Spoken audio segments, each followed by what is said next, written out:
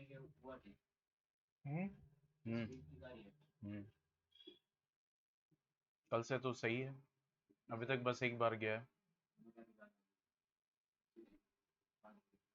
पता नहीं, समझ में नहीं आता कि इतने सारे जो है चीजें हैं, लेकिन हाउ दे आर डूइंग, क्या है क्या नहीं है, एक ही जगह से आ रहा है। ओके, तो कल असाइनमेंट दिया था, तो इसमें ये जो केस स्टडी बेस्ड क्वेश्चन है, जैसा मैंने कहा है कि ये असाइनमेंट अब रोजाना जाएंगे, ठीक है, और सबमिट करना जरूरी है, क्योंकि इसी पे बेस सारी प्रैक्टिस होगी, हम इसको ग्रांटेड या फिर स्किप नहीं कर सकते। रोजाना एक क्वेश्चन आप लोग को जाएंगे ही जाएंगे। कल वैसे भी टेस्ट है 4 से 5 मैथमेटिक्स का, वो अटेंड करना है, और परसों एसएसटी का टेस्ट है।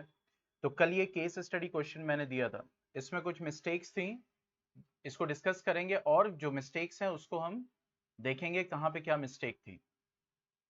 देखो यहाँ पे कह रहा है कि एक्सपेरिमेंट नंबर 1 चल रहा है, तो ये कह रहा है कि experiment number 1 to show the reaction of dilute sulphuric acid with zinc, यानी कि ये एक्सपेरिमेंट डाइल्यूट सल्फ्यूरिक एसिड और जिंक के रिएक्शन को बताने के लिए हो रहा है, ठीक है। हाँ, इनका ये एक मिस्टेक है कि इन्होंने इसमें पंक्चुएशंस अच्छे से यूज नहीं किया है, तो बहुत ज्यादा कंफ्यूजन हो रहा है, लेकिन याद रखिए ये सब बोर्ड में तो होगा नहीं। सर 12,1200 विपिन, चलो अब इधर फोकस करो। 12,1212 नहीं लिखा जा सकता, दैट, हाँ वो जो है, जो बोला जा रहा है बोलने में तो पॉसिबल है, लेकिन वो आ जाएगा लाख में, ठीक है, अगर हम न्यूमरल सिस्टम को देखेंगे। चलो इधर वापस। अब इसमें क्या हो रहा है कि जिंक के ग्रेन्यूल, यानी कि हम यहाँ पे मेटल का रिएक्शन एसिड से शो कर रहे हैं, तो हम ये जानते हैं कि जब मेटल एसिड से रिएक्ट करता है तो मेटल का क्या बनता है, सॉल्ट, मेटल सॉल्ट बनता है, और हाइड्रोजन गैस रिलीज होती है। तो अब यहाँ पे मेटल क्या यूज किया जा रहा है, जिंक, और H2SO4 है, यानी कि सल्फ्यूरिक एसिड, तो ऑब्वियसली जिंक हाइड्रोजन को रिप्लेस कर सकता है, ठीक है, क्योंकि जिंक रिएक्टिविटी सीरीज में हाइड्रोजन से ऊपर आता है, तो ये क्या बना लेगा, zinc sulphate plus hydrogen gas, ये रिएक्शन होगा। दूसरा क्या कह रहा है, एक्सपेरिमेंट नंबर 2 जो किया जा रहा है, of passing CO2 gas through calcium hydroxide. हम ये जानते हैं कि कैल्शियम हाइड्रोक्साइड क्या होता है, स्लेकेट लाइम होता है, क्या होता है, स्लेकेट लाइम, ठीक है। तो अब जब कार्बन डाइऑक्साइड गैस इससे पास की जाती है तो ये मिल्की हो जाता है, क्यों, कैल्शियम कार्बोनेट की वजह से, ठीक है, plus you will get what, the water, clear. यानी कि ये, जब हम ये CO2 टेस्ट भी है कि कार्बन डाइऑक्साइड गैस रिलीज हो रही है, तो हम उसको लाइम वाटर यानी स्लेकेट लाइम या फिर लाइम वाटर भी बोलते हैं, जब इससे पास करेंगे तो ये कार्बन डाइऑक्साइड इससे रिएक्ट करके कैल्शियम कार्बोनेट बना लेता है, और क्या रिलीज होता है, वाटर, ठीक है। तो यहाँ पे वही कह रहा है कि on passing the carbon dioxide gas evolve through lime water, यहाँ पे हमने ये किया। अब आगे क्वेश्चन पूछ रहा है, ये कह रहे हैं experiment number 1 which gas evolve which produce the pop sound, तो obviously the answer will be, pop sound कौन प्रोड्यूस करता है, दैट इज द हाइड्रोजन, ठीक है। अब यहां पे लिखा हुआ था reaction that takes place in experiment number 2, तो एक तो यहां पे भी इसमें गलती थी, और ऑप्शंस में भी गलती थी। ऑप्शंस में कहां गलती थी, इन्होंने NaOH यूज किया, और क्या यूज करना था इनको, H2SO4, तो इसका कोई भी ऑप्शन करेक्ट नहीं है फिलहाल, ठीक है, क्योंकि यहां अगर जिंक का रिएक्शन अगर एक्सपेरिमेंट नंबर 2 को शो कर रहे हैं, तो यहां पे कौन सा होना चाहिए था, calcium hydroxide plus CO2 giving calcium carbonate plus water, एक तो ये रिएक्शन, और एक एक्सपेरिमेंट नंबर 1 को शो कर रहे हैं, तो वही zinc reacting with sulphuric acid dilute giving what, zinc sulphate plus water, तो यहाँ सॉरी हाइड्रोजन, तो यहाँ पे वही लग रहा है कि ये पार्ट इन्होंने किसी और क्वेश्चन का यहाँ पे पेस्ट हो गया है, या उनसे गलती हो गई है, तो इस वजह से यहाँ पे ये क्वेश्चन गलत है, ठीक है। अब थर्ड की तरफ बढ़ते हैं, यहां पे क्या बोल रहे हैं, in experiment number 2 neutralization reaction can be written as, क्यों न्यूट्रलाइजेशन रिएक्शन, क्योंकि वहां पे क्या है, फॉर्मेशन ऑफ वाटर, ठीक है। तो ये कह रहा है कि एक्सपेरिमेंट नंबर 2 न्यूट्रलाइजेशन रिएक्शन है, तो क्यों, क्योंकि हम ये जानते हैं कि एसिड बेस सॉल्ट और वाटर बनाता है, क्या बनाता है, एसिड और बेस, सॉल्ट और वाटर। अब आप कहेंगे सर कहां एसिड और बेस है, तो ये बताओ कैल्शियम हाइड्रोक्साइड क्या है? कैल्शियम हाइड्रोक्साइड क्या बेस है, और कार्बन डाइऑक्साइड क्या है? Non metal oxide, acidic. Non metal oxide क्या होता है? एसिडिक नेचर या न्यूट्रल नेचर। तो कार्बन डाइऑक्साइड का नेचर क्या है? एसिडिक। और कैल्शियम हाइड्रोक्साइड का नेचर क्या है? बेस। तो अब ये क्या बनाता है? कैल्शियम कार्बोनेट बनाता ही है, और क्या रिलीज करता है? वाटर। तो सॉल्ट बन रहा है, और क्या बन रहा है? वाटर बन रहा है। ठीक है, तो ये कैसा रिएक्शन हो गया? न्यूट्रलाइजेशन। तो यहाँ पे ऑप्शन क्या आएगा? Acid plus base giving salt plus water, that is the neutralisation reaction. अब आता है सोडियम जिंकेट। ठीक है, तो आपका सोडियम जिंकेट होता है Na2ZnO4। ठीक है, सोडियम जिंकेट का formula. Coming to the last, in experiment number 2, the product which is formed on passing excess CO2 in calcium carbonate। तो हम ये जानते हैं कि जब कैल्शियम कार्बोनेट बन गया, लेकिन तब भी अगर आप कार्बन डाइऑक्साइड पास करते चले जाओ, तो वो एक in sorry that is a clear solution बनाता है, यानी कि वो मिल्की से क्लियर सोल्यूशन में बन जाएगा। और क्लियर सोल्यूशन किसका होता है? That is calcium hydrogen carbonate. ठीक है, इसका होता है। यानी अगर कैल्शियम कार्बोनेट बन रहा है और कार्बन डाइऑक्साइड, अब आप कहेंगे सर हाइड्रोजन कहां से आए, तो याद कीजिए कैल्शियम कार्बोनेट बन रहा है और कार्बन डाइऑक्साइड पास करते जा रहे हो, तो साथ साथ वाटर भी तो बना था, क्योंकि वहां पे कैल्शियम कार्बोनेट और वाटर है ना। देखो, कैल्शियम हाइड्रोक्साइड, इससे जब कार्बन डाइऑक्साइड पास किया तो क्या बना? Calcium carbonate plus water. ठीक है, अब इसी में CO2 और पास कर रहे हो ना, तो ये कैल्शियम कार्बोनेट, वाटर और कार्बन डाइऑक्साइड मिलके क्या बना लेगा? और ये कैसा होगा? क्लियर सॉल्यूशन देगा। ठीक है, यानी वो मिल्की नेस जो है उसका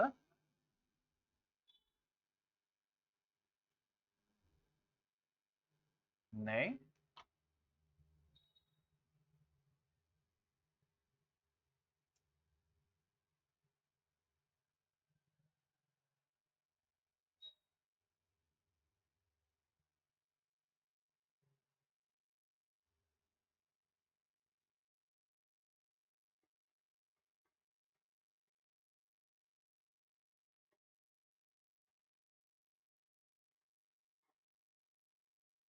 Na2ZnO4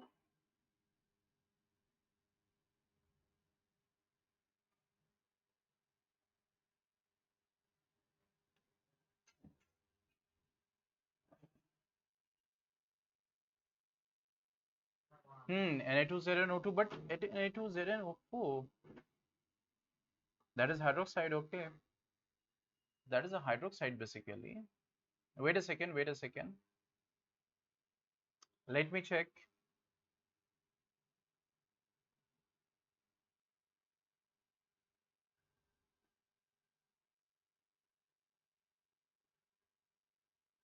Na2ZnO2 and ZnO4, अच्छा that is hydroxide basically। Okay okay, मैं भी कंफ्यूज हो गया। ठीक है, देखो यहाँ पे 2 होगा, hydroxide that gives you Na2ZnOH4। ठीक है, तो Na2ZnO2, यहाँ पे भी ये करेक्शन है, Na2ZnO2 that is sodium zincate. Thank you. ठीक है, Na2ZnO2 एक्चुअली हाइड्रोक्साइड होता है Na2ZnOH4, तो वो माइंड में था। Na2ZnO2, okay, so that is sodium zincate.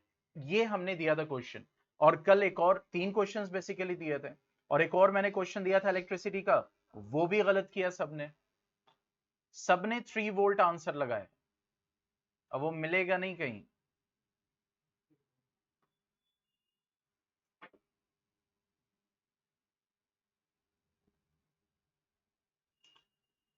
अब देखो यहां पे क्या बोल रहा है, potential difference across 3 ohm resistance. 3 ohm resistance पे पोटेंशियल डिफरेंस क्या होगा? तो मैंने आप लोग को हमेशा बताया, जिस रेजिस्टर पे पूछ रहा हो, जिस भी रेजिस्टर पे पूछ रहा हो, पहले ओवरऑल सर्किट का निकालो, क्योंकि यहां पे ओवरऑल सर्किट का मतलब क्या हो गया? 3 ओम और 6 ओम पैरेलल में है। सारे बच्चों ने जो वोल्टेज है वो दोनों पे डिस्ट्रीब्यूट कर दिया डायरेक्ट, यानी 3 वोल्ट इस पे भी कर दिया, 3 वोल्ट, अरे 4 ओम और 3 ओम और 6 ओम ये दोनों सीरीज में है। ठीक है, और 3 ओम और 6 ओम पैरेलल में है, तो यहां पे ये तो अभी 4 ओम रहेगा, पॉइंट को समझिए। 3 ओम और 6 ओम पैरेलल में है, तो ये दोनों मिलके अभी 2 ओम दे रहे हैं, क्योंकि 3 और 6 हो गया, तो ये आ जाएगा आपका 18 प्लस अपॉन 9 दैट इज 2 ओम। ठीक है, तो अब ये 2 ओम हो गया। अब जब ये 2 ओम हो गया है और यहां पे बैटरी आपकी लगी हुई है 3 वोल्ट की, तो अब 3 वोल्ट दोनों पे थोड़ी थोड़ी है, ये याद रखिए 3 वोल्ट वोल्टेज सीरीज में डिस्ट्रीब्यूट हो जाएगा। ठीक है, तो 3 वोल्ट दोनों पे नहीं आएगा, तो कितना आएगा वी हैव टू सी, पहले हमें करंट तो पता चले। ठीक है, तो अब 4 और 2 6, ये 6 ओम हो गया टोटल रेजिस्टेंस सर्किट का, और ये 3 वोल्ट हो गया, तो करंट क्या हो जाएगा V by R, that means 3/6, that means 1/2 ampere, that means 0.5 ampere. अब जब सर्किट का निकाल लिया करंट, बहुत ध्यान से देखो, तो 0.5 एम्पियर इस पे है करंट, तो 0.5 एम्पियर इस पे भी है। ठीक है, तो इसका मतलब ये जो 2 ओम है इस पे 0.5 एम्पियर है, इसका रेजिस्टेंस कितना है 2 ओम, करंट इस पे कितना है 0.5 एम्पियर, तो वोल्टेज क्या हो जाएगा I R, that means 1 volt, यानी इस 2 ओम रेजिस्टेंस पे वोल्टेज कितना है 1 वोल्ट। अब 1 वोल्ट वोल्टेज 2 ओम रेजिस्टेंस पे है, तो ये 2 ओम इन दोनों रेजिस्टर से मिलके बन रहा है और दोनों पैरेलल में है, इसका मतलब 1 वोल्ट इस पे भी होगा और 1 वोल्ट इस पे भी होगा। पॉइंट समझ में आया अबू जैद? आ गया, स्क्रीन पे तो देख नहीं रहे। हाँ भाई, सब लोग बताओ, समझ में आया? फॉर्मेट सही था लेकिन कैलकुलेशन गलत, तो इसलिए जिस रेजिस्टर पे भी पूछ रहा हो, तो देखो 3 ओम रेजिस्टर का पूछ रहा था, तो रिक्वायरमेंट क्या है करंट और वोल्टेज पता होना चाहिए। कहां पे? नहीं तो 1/2 यहाँ पे करंट 2 ओम पे 0.5 एम्पियर है, तो ये 2 ओम डिस्ट्रीब्यूट हो रहा है, तो 0.5 एम्पियर डिस्ट्रीब्यूट हो जाएगा, समझ रहे हैं? क्योंकि यहाँ पे ये रेजिस्टेंस इन दोनों से एक्चुअली मिलके दे रहा है, तो 0 क्योंकि करंट पैरेलल में डिस्ट्रीब्यूट होगा ना, ओवरऑल इस पे 0.5 एम्पियर होगा और ओवरऑल इस पे 0.5 एम्पियर होगा, लेकिन जब इंडिविजुअल रेजिस्टर पे करंट देखोगे तो 0.5 एम्पियर इस पे नहीं होगा। ठीक है, कितना होगा वोल्टेज दिया हुआ है तुम्हें, यहां पे वोल्टेज कितना आया 1, देखो वोल्टेज कितना है 1 और रेजिस्टेंस कितना है 3, तो यहां पे कितना ट्रेवल करेगा 1/3 एम्पियर, और बाकी 6 ओम से क्रॉस कर रहा होगा, लेकिन दोनों मिलकर कितना देंगे 0.5 एम्पियर। 4 ओम पे कितना वोल्टेज होगा कैलकुलेट कर लो। अब यहां पे अगर 1 वोल्ट है तो 3 वोल्ट टोटल है, तो अगर यहां पे 1 वोल्ट है तो यहां पे 2 वोल्ट हो जाएगा, क्योंकि दोनों मिलके 3 वोल्ट देंगे, वोल्टेज कम तो नहीं हो जाएगा ना पूरे सर्किट का, लेकिन सीरीज में डिस्ट्रीब्यूट हो जाएगा, तो सबको ऐड कर दोगे, तो यहां पे 1 वोल्ट आ चुका है अगर इन दोनों पे, तो यहां पे 2 वोल्ट होगा। Any more doubt?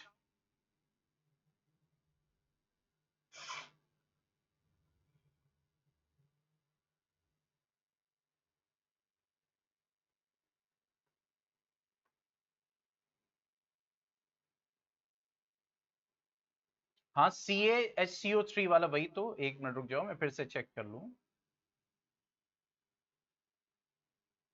Ca calcium hydrogen carbonate, yes 2, अच्छा यहाँ पे 2 नहीं दिया हुआ है, ठीक है, मिस प्रिंटिंग है, हालांकि कल मैंने इनको मेल कर दिया, रिपोर्ट कर दिया है कि आपकी मिस्टेक से क्वेश्चन में calcium hydrogen carbonate twice, fourth वाला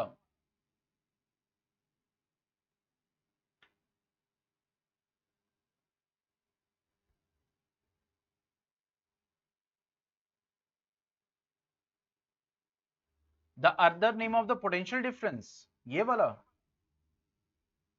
मिस्टेक क्यों है बेटा? वही है कि थोड़ी बहुत लापरवाही हुई है उस क्वेश्चन में, जिनको दिया गया होगा वो क्वेश्चन बनाने के लिए उतना ध्यान नहीं दिया, कभी कभी कॉपी पेस्टिंग में दिक्कत हो जाती है, बहुत सारे इश्यूज हो जाते हैं।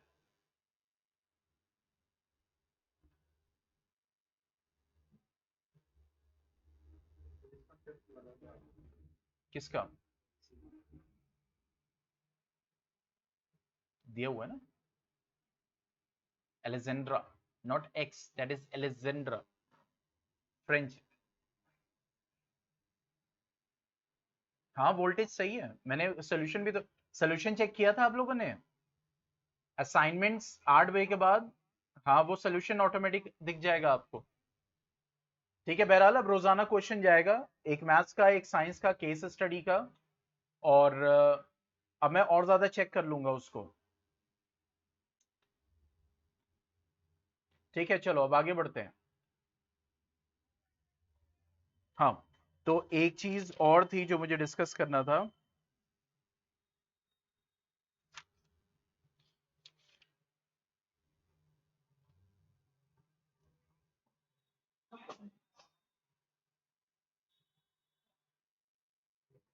हाँ, write down the question. Now write down the question. Two APs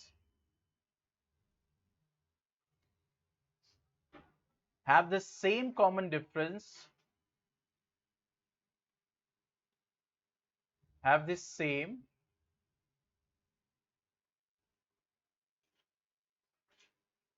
common difference. The first term of one of these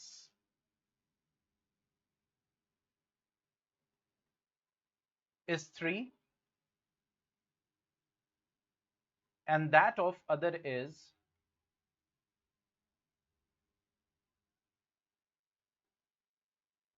8. What is the difference between their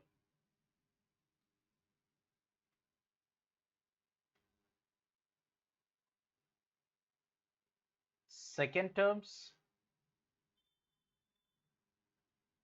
B. Fourth terms? C. 10th terms? या D. 38 terms. चलो question लिख लो फिर आगे करते हैं। दोनों अलग अलग एपी है, उन दोनों के सेकंड टर्म का डिफरेंस। यस, कह रहे कि दो अलग अलग एपी हैं लेकिन उनका कॉमन डिफरेंस सेम है।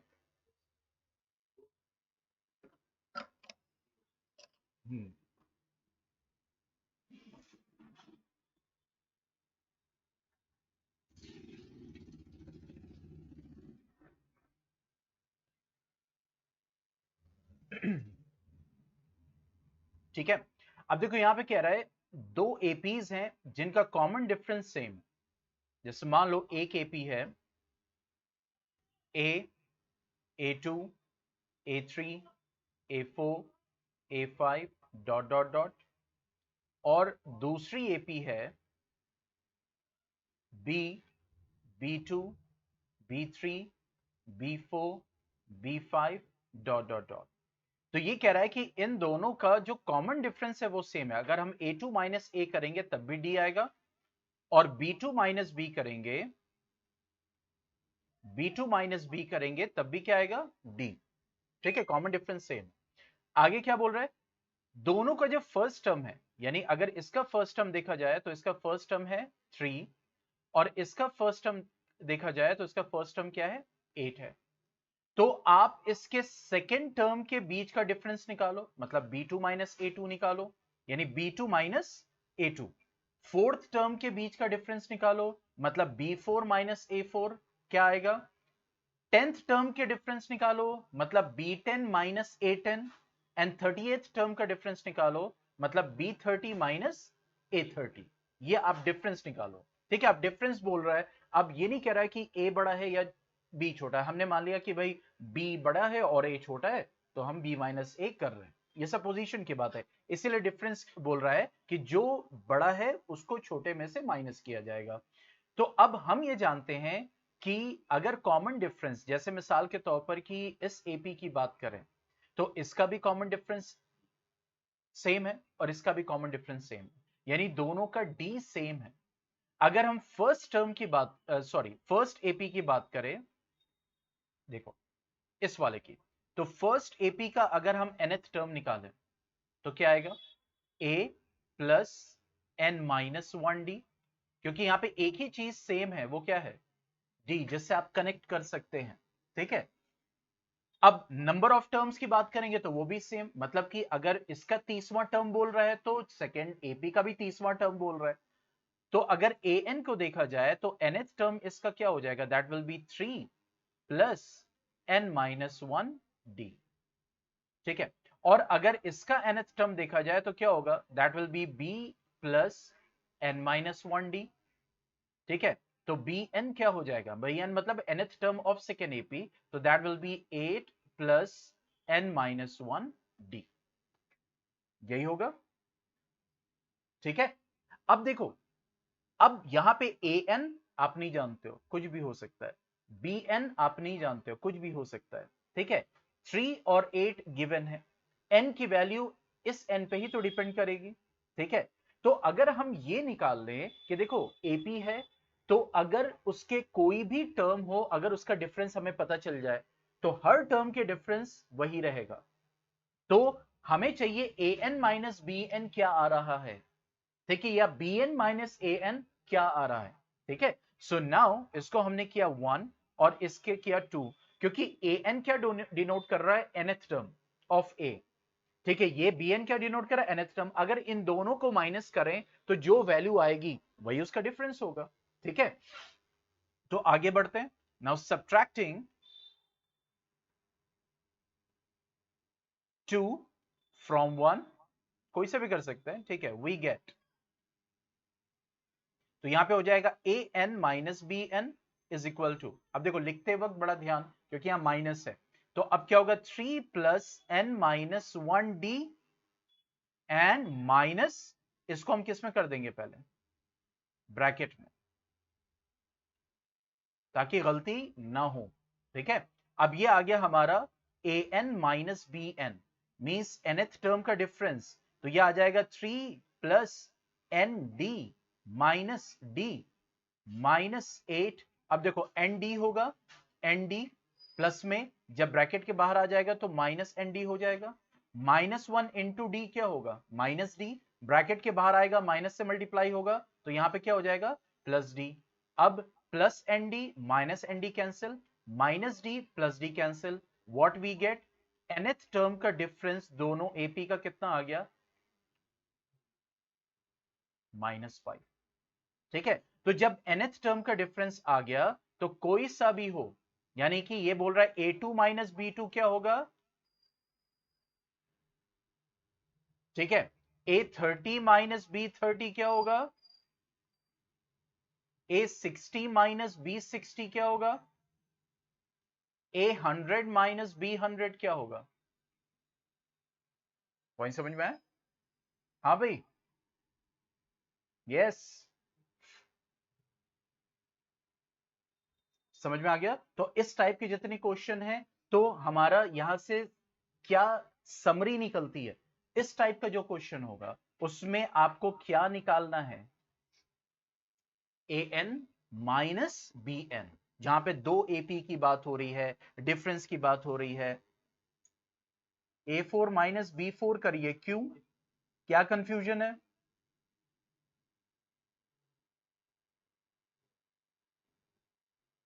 ये बताओ, यहां पे ये n है ना, पॉइंट को समझो बेटा, a n minus B N is equal to -5 है, यहां पे n है, तो n का मतलब क्या हो गया, वो वाला टर्म। तो अगर फोर्थ टर्म की बात कर रहे हो तो n की वैल्यू यहां पे 4 है, तो यहां पे भी तो 4 रहेगी, और डिफरेंस तो वही आने वाला है, -5। नहीं, आंसर आएगा,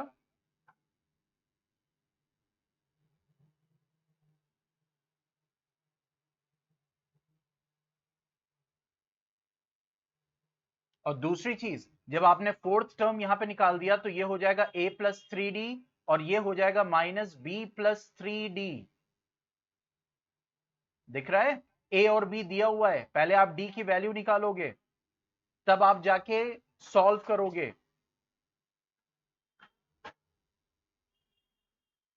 ठीक है, तो इस टाइप के जितने भी क्वेश्चन है सीधा यहां पे पहुंचना है हमें, ए एन माइनस बी एन पे। ठीक है, चलिए अब इसके आगे जो पूछा गया था क्वेश्चन वो मैं बता देता हूं।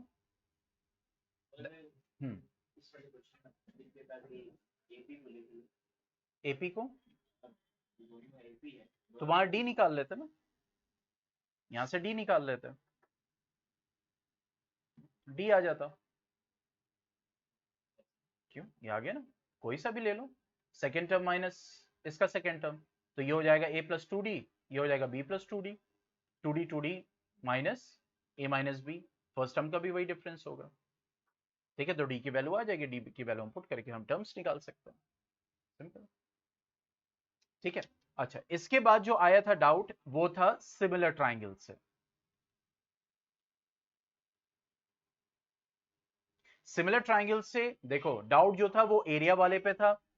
हम ये जानते हैं कि दो ट्राइंगल्स अगर सिमिलर हैं, दो ट्राइंगल्स अगर सिमिलर हैं, that is A B C P Q R, मतलब ये दोनों क्या है, सिमिलर हैं। तो सिमिलर अगर होंगे तो इनके कोरेस्पॉन्डिंग साइड्स का रेशियो भी सेम होगा और एंगल्स भी क्या होंगे, इक्वल। मतलब एंगल ए किसके बराबर होगा, एंगल पी के, एंगल बी किसके बराबर होगा, एंगल क्यू के, और एंगल सी किसके बराबर होगा, एंगल आर के। सिमिलर है, तो जब ट्राइंगल सिमिलर है तो ये कह रहा है कि इन दोनों सिमिलर ट्राइंगल्स का अगर आप एरिया का रेशियो लोगे,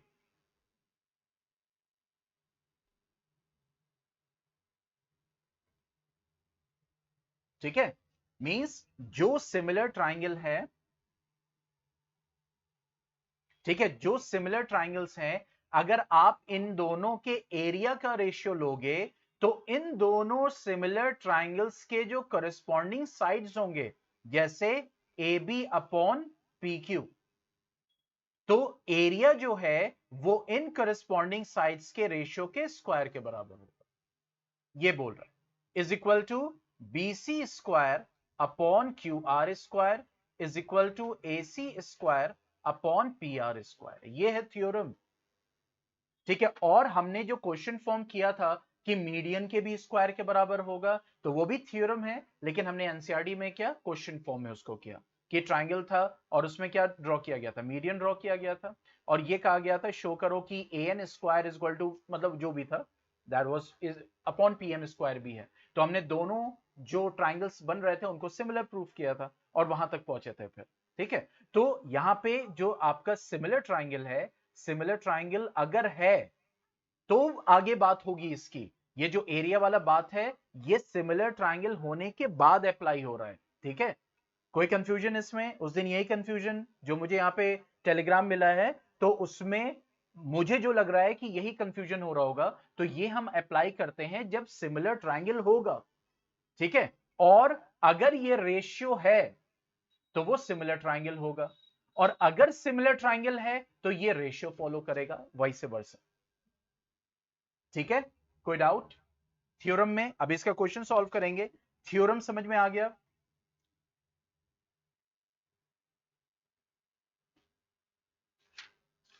अब मैं बोर्ड में आए हुए क्वेश्चंस डिस्कस कर रहा हूं इसी पे बेस्ड।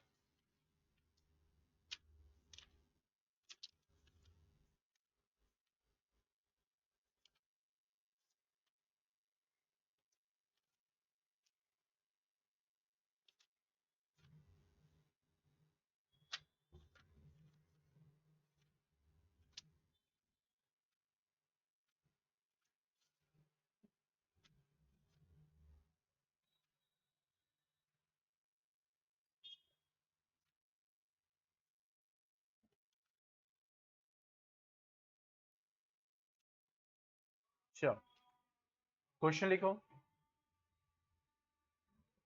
ये कह रहा है कि D and E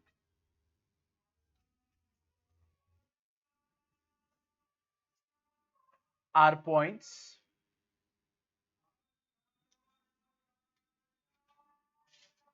Yashwant no sir मतलब नहीं समझ में आया कि समझ में आ गया? मुझे कंफ्यूजन हो गया है।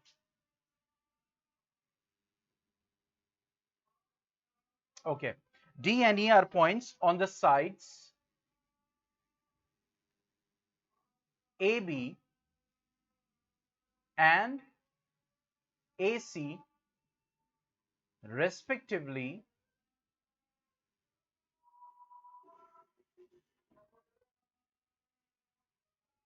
of a triangle ABC such that DE is parallel to BC and divides triangle ABC into two parts.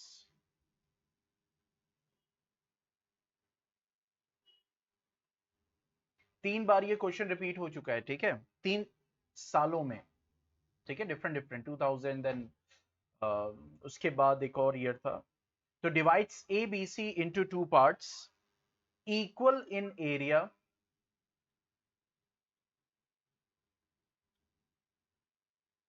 find BD upon AB. Now draw the diagram.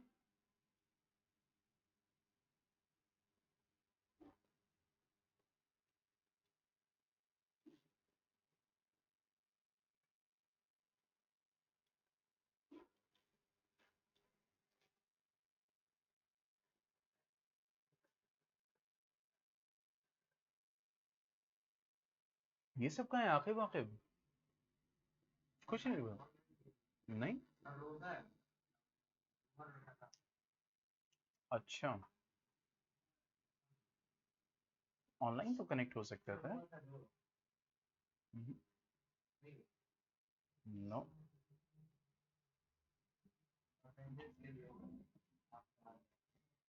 Attendance. चलो ओके, तो अब देखो यहां पे क्या बोल रहा है कि D and E are points on the sides AB and AC respectively of a triangle ABC such that DE is parallel to BC. It divides triangle ABC into two parts equal in area.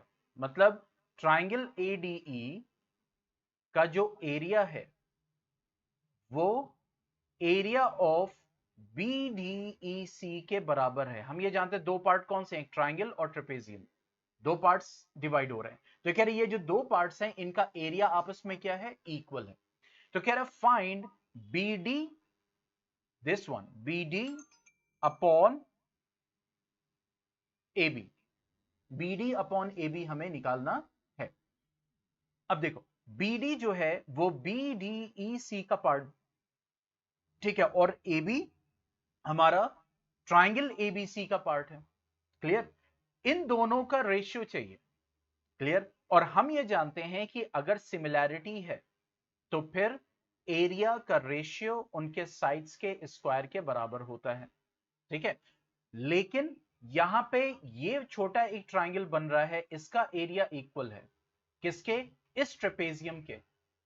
क्या ये triangle इस बड़े triangle के similar है?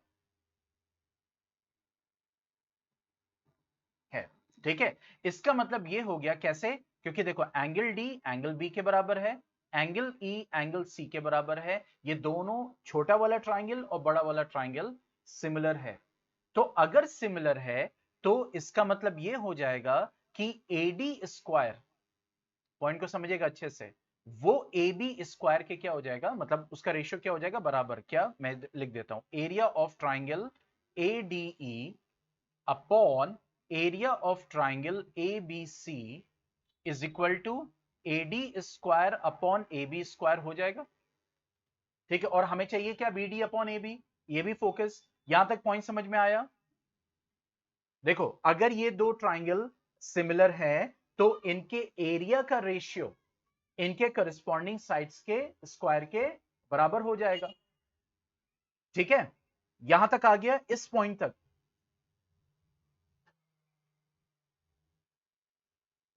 Yes everyone.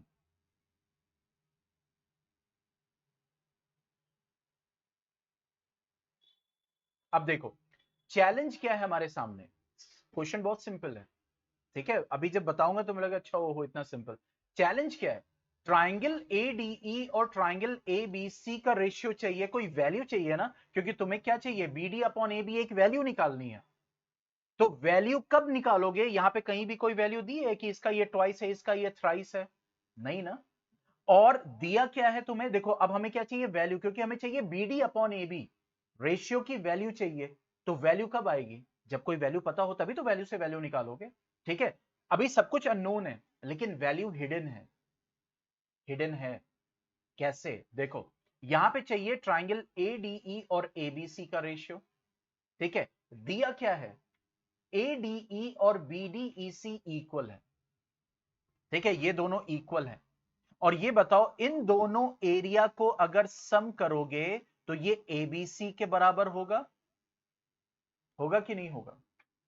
और हमें क्या चाहिए, एबीसी चाहिए ना, हमें बीडीईसी चाहिए नहीं। तो हमें बीडीईसी से क्या लाना है, एबीसी लाना है। तो इसका मतलब ये हो गया कि area of triangle ADE LHS और आरएचएस में ट्राइंगल एडीई को सम कर दिया जाए दोनों तरफ, क्योंकि बीडीईसी और एडीई को जब सम करोगे तभी एबीसी के बराबर होगा ना। और हमें चाहिए क्या, एरिया। ठीक है, तो अब यहां पे बीडीईसी में भी हम ऐड कर देंगे ट्राइंगल एडीई का एरिया दोनों तरफ। मींस हमने एलएचएस में भी ऐड किया और आरएचएस में भी ऐड किया, दोनों तरफ, क्योंकि हमने नाइन्थ में पढ़ा है व्हेन इक्वल्स आर एडेड। ठीक है, तो रिजल्टेंट भी क्या आता है, इक्वल आता है। ठीक है, तो जब हमने एडीई ऐड किया, देखो क्या मिल गया, यहां मिल गया हमें ट्वाइस ऑफ एरिया ऑफ, देखो याद रखो यहां पे एरिया की बात हो रही है बार बार। ठीक है, area of triangle ADE is equal to BDEC और एडीई मिलके क्या हो जाएगा, एरिया ऑफ ट्राइंगल एबीसी। आ गया, क्योंकि हमें एडी और एबीसी चाहिए था, क्योंकि सिमिलर ट्राइंगल का थ्योरम तो वहीं अप्लाई होगा ना। ठीक है, तो अब देखो वैल्यू आ गई क्या, area of triangle ADE upon, इसको इधर लाएंगे, area of triangle ABC is equal to 1/2। एक वैल्यू मिल गई हमें। ठीक है, 1/2 हमें वैल्यू मिल गई। यहां तक कर लो, आगे बढ़ते हैं।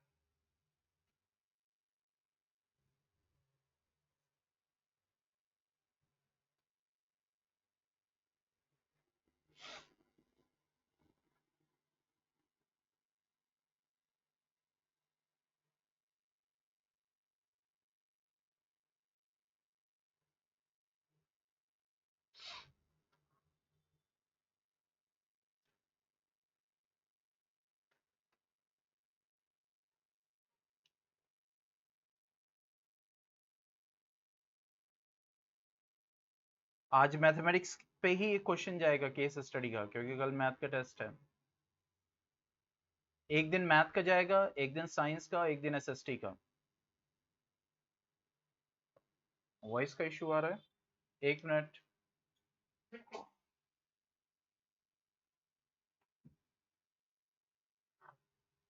अब सही है।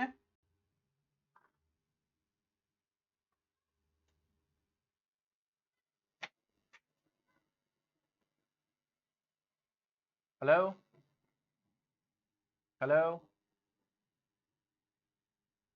Hello.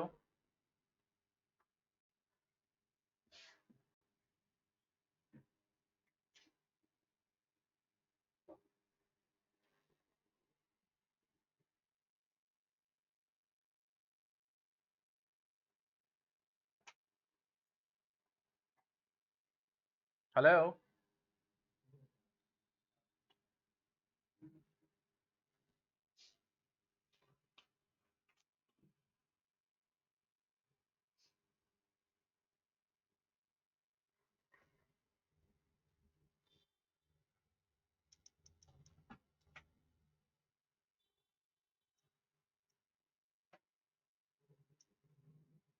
Wait a second.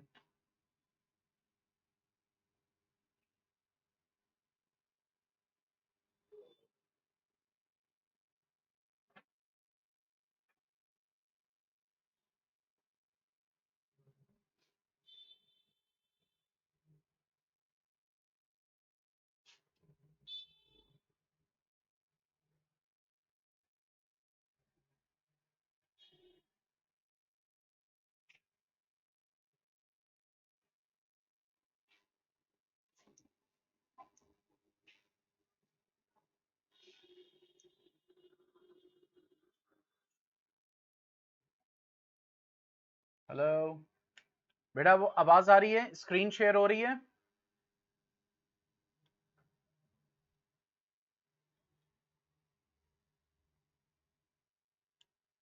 Hello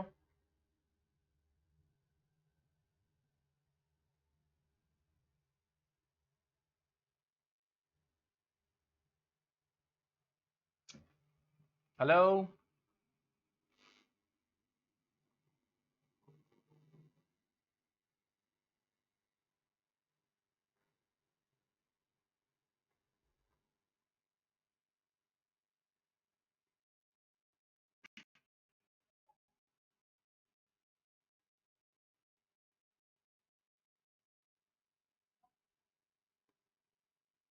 चल तो रहा है।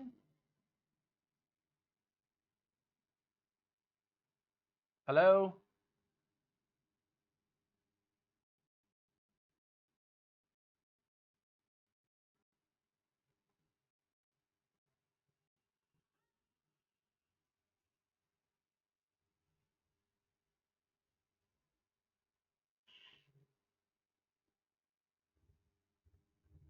ये मेरा आज तक समझ में नहीं आता, एक में चलता है एक में नहीं चलता है,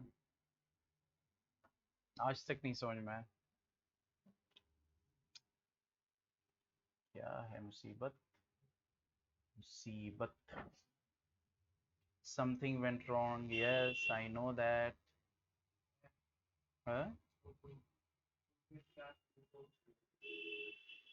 नहीं, रजिस्टर ही नहीं हो रहा है।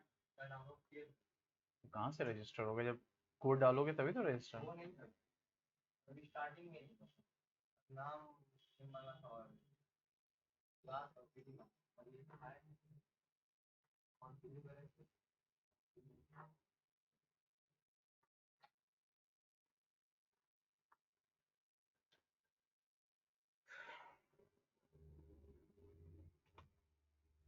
टेलीग्राम वाला ग्रुप पूरा, उसकी अब जरूरत ही नहीं है। पर्सनल तो चैट कर ही सकते हैं, बाकी सब जो उस पर शेयर करते थे वो इस पे अब हो रहा है, तो अब दो रखने की क्या जरूरत है? हाँ? करना पड़ेगा ना भाई। आज जब आपको पता है सारी इन्फॉर्मेशन उसी से शेयर होनी है, तो उसमें एक्टिव होना क्या है? वो आप डेटा ऑन रखेंगे, जो भी चीज़ है वो तो पहुंच ही रही है। ये तो मैं कह रहा हूँ, उसको हर वक्त अपने पास थोड़ी रखना है भाई। मैसेजेस जैसे आते हैं वैसे ही करना है।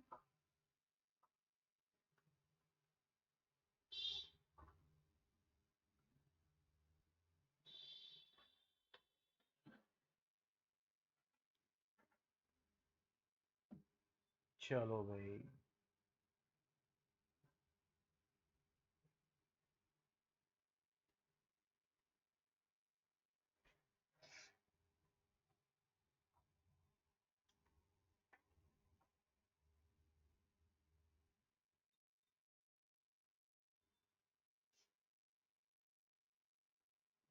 हेलो।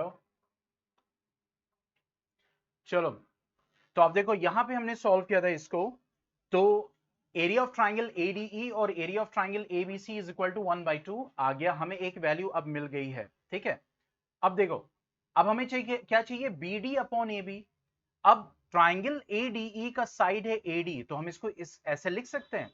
देखो, एरिया ऑफ ट्राइंगल जो सिमिलर होते हैं वो किसके बराबर हो जाएगा? अब इसकी जगह ये लिख सकते हैं एडी स्क्वायर।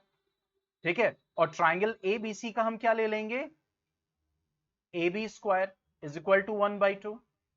इसको लिख सकते हैं, क्योंकि एरिया का जो रेशियो होगा वो उसके करस्पॉन्डिंग साइड्स के स्क्वायर के बराबर होगा।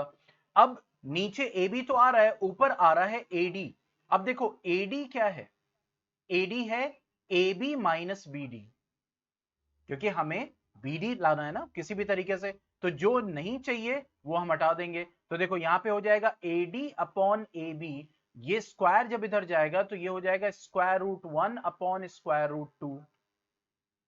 ठीक है, तो अब ए डी की जगह क्या लिख देंगे, A B minus B D upon A B is equal to 1/√2, यही होगा। ठीक है, अब देखो क्या चाहिए हमें, A B B D upon A B. अब ये जो एलसीएम है, ये जो न्यूमरेट डिनोमिनेटर है, ये दोनों पे ऐसे डिस्ट्रीब्यूट कर सकते हैं,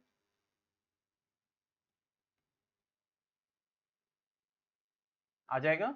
अब हमें क्या चाहिए, देखो मैं स्टेप बाय स्टेप कर रहा हूं। अब A B by A B तो 1 हो जाएगा, ये जब काटोगे तो ये क्या हो जाएगा 1। अब ये +1 इधर जाएगा, मैं स्टेप बाय स्टेप कर रहा हूं, आप अपने हिसाब से स्किप भी कर सकते हैं। ये +1 जब इधर जाएगा तो क्या हो जाएगा -1। ठीक है, फिर उसके बाद अब मुझे चाहिए B D upon A B, तो माइनस जब यहां से हटेगा तो ये रिवर्स हो जाएगा। ठीक है, तो ये हो जाएगा 1 माइनस 1/√2। तो B D upon A B क्या आ गया, एलसीएम लोगे तो ये हो जाएगा √2 माइनस 1/। ठीक है, तो देखो सिमिलर ट्राइंगल वाला जो रेशियो था वो थ्योरम कैसे अप्लाई किया है यहाँ पे।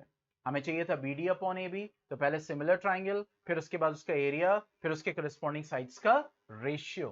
ठीक है, उसको यूज करते हुए यहां तक पहुंचे। चलो सॉल्व कर लो इसके आगे, स्टेप बाय स्टेप एवरीथिंग। चलो जल्दी से सॉल्व करो, फिर आगे बढ़ते हैं।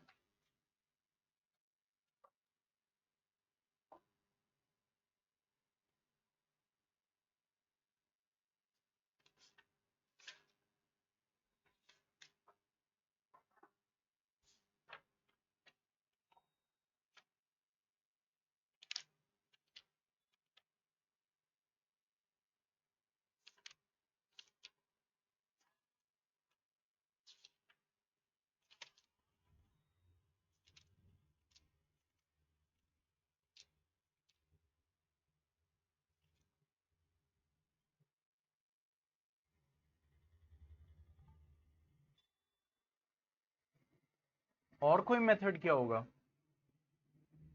और कोई मेथड क्या, बस वही है कि आपको जो लाना है। अब जैसे यहाँ पे B D upon A B चाहिए था, तो अब क्या चेंजेस इसमें कर सकते हैं, अब इस पे बेस जब क्वेश्चन सॉल्व करेंगे, मैंने कहा ना कि जो रेशियो चाहिए हमें वो हमारा कंसर्न होना चाहिए। और क्या, सिमिलर ट्राइंगल का रेशियो एरिया वाला, अब उसमें वही अप्लाई करना है। एडी नहीं चाहिए था तो A B minus B D हो जाएगा। अब यहाँ से B D upon A B सिर्फ चाहिए था, तो उसमें उसी कंसर्न से कर सकते हैं बस।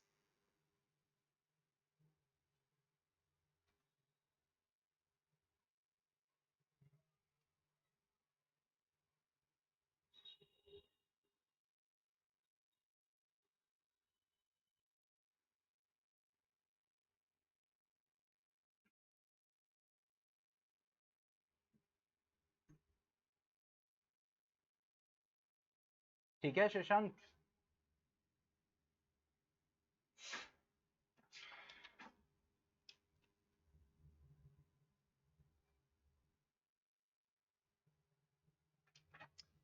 ठीक है चलो। अब है एप्लीकेशन ऑफ ट्रिग्नोमेट्री मैथ में, लेकिन हम मंडे से क्या करेंगे, साइंस। साइंस के जो डाउट्स हैं, टॉपिक्स हैं, वो मुझे भेजिएगा।